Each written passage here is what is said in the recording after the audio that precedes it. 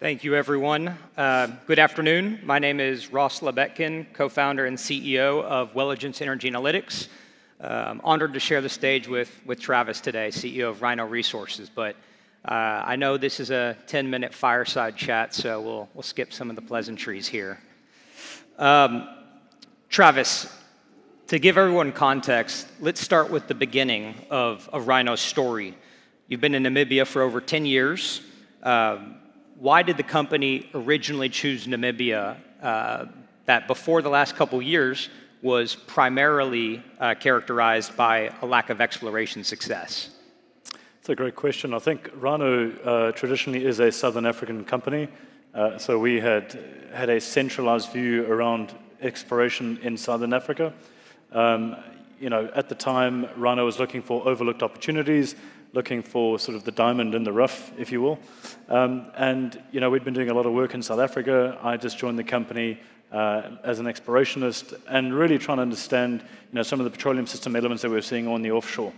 In that research and in that data interrogation, we put the pieces of the puzzle together, we feel, which is effectively that you had a really good reservoir system coming in. You had a really fantastic source rock that was around Southern Africa going into South Africa.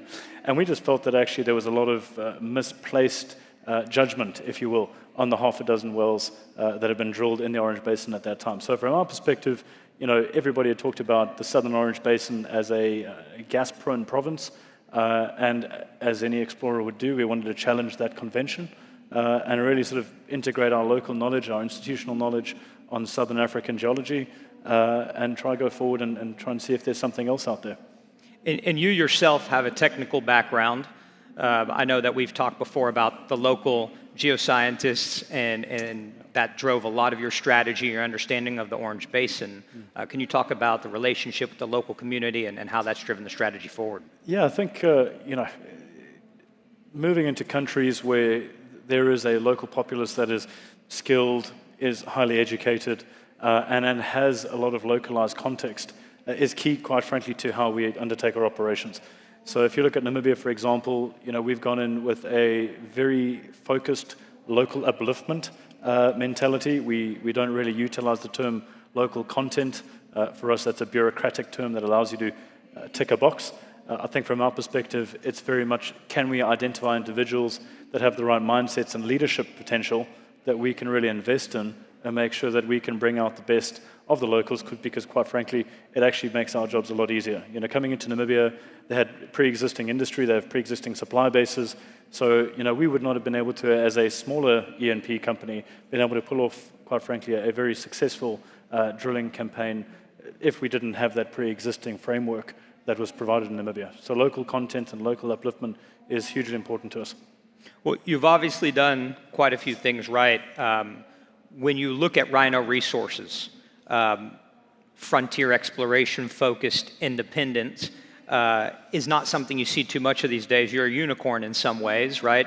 You're playing in a space that is, especially in the deep water, majors, NOCs, and large independents. How have you been able to buck that trend and play in that space? I think it's a really fascinating question because COVID, for many reasons, has been very challenging for the world. However, in our very unique case, the fact that capital had largely deserted our industry during 2020 and forward, it really opened up a new investor market, quite frankly. I think we saw a lot of more family office type investments coming out, your sort of traditional institutional investment for oil and gas obviously drying up. So you are looking at different pools of capital and different risk appetites. And we were very, very fortunate to, at the time that Rhino was looking to recapitalize, we were put in touch with a group of very aggressive investors, so ultra-high net worths, who looked at commodity SPVs across the world and really identified Rhino as a prime opportunity for them to be able to put private capital into. I think beyond that, what really makes Rhino successful is, quite frankly, our relationship ethos.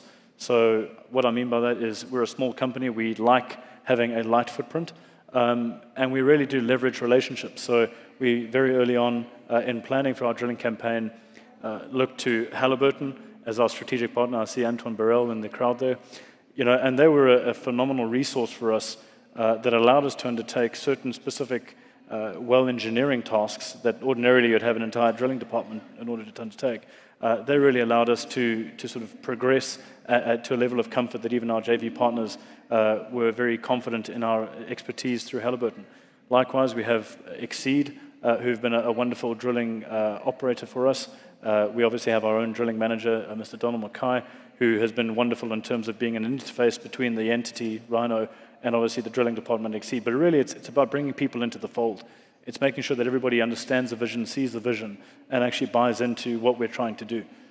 So I'd say relational collaboration and relational ownership has been a really key element to our success.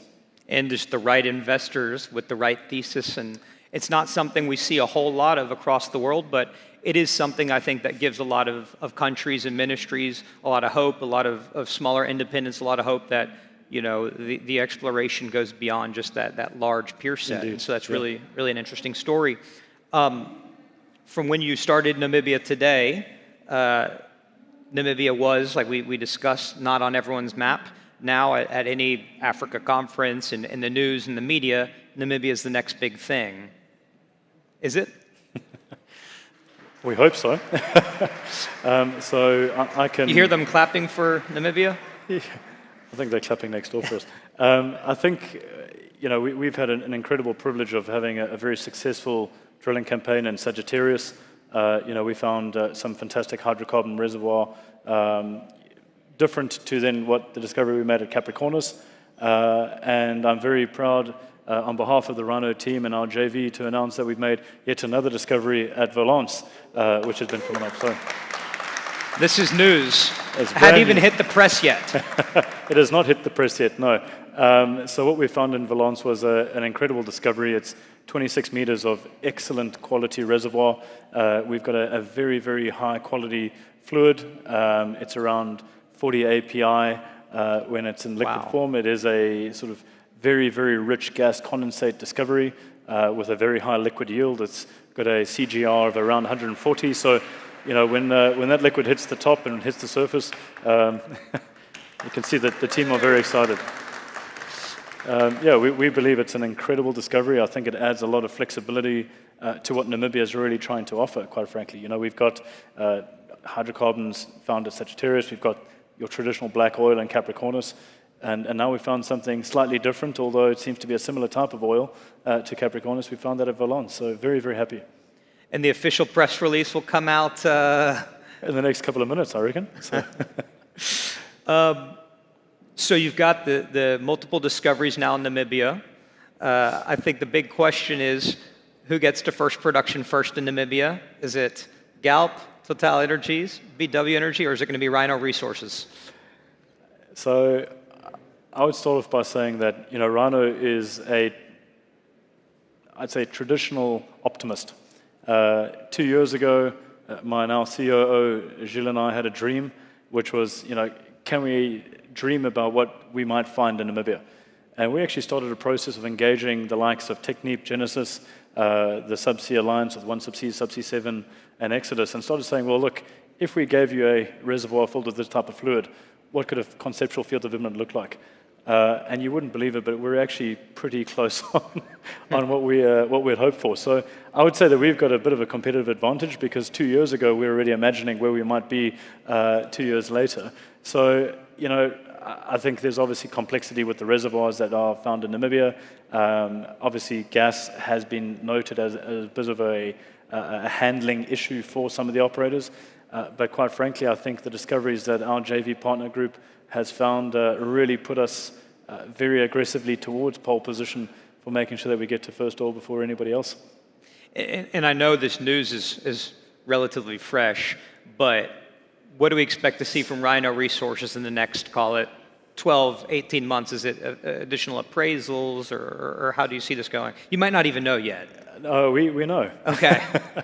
I would say, like we started 2 years ago, we are aggressive in our capital deployment. So right now we are looking at different options with our JV partner group. We will certainly be drilling at least one appraisal well in the first quarter of next year. We're looking at doing an additional DST on our Welligence discovery, now that we can announce it. And really we'd be looking at more exploration and appraisal. I think one of the keys for us as an entity is to look at not just the first thing you find, but look at the block holistically. Right? We really do believe in block-wide integrated developments.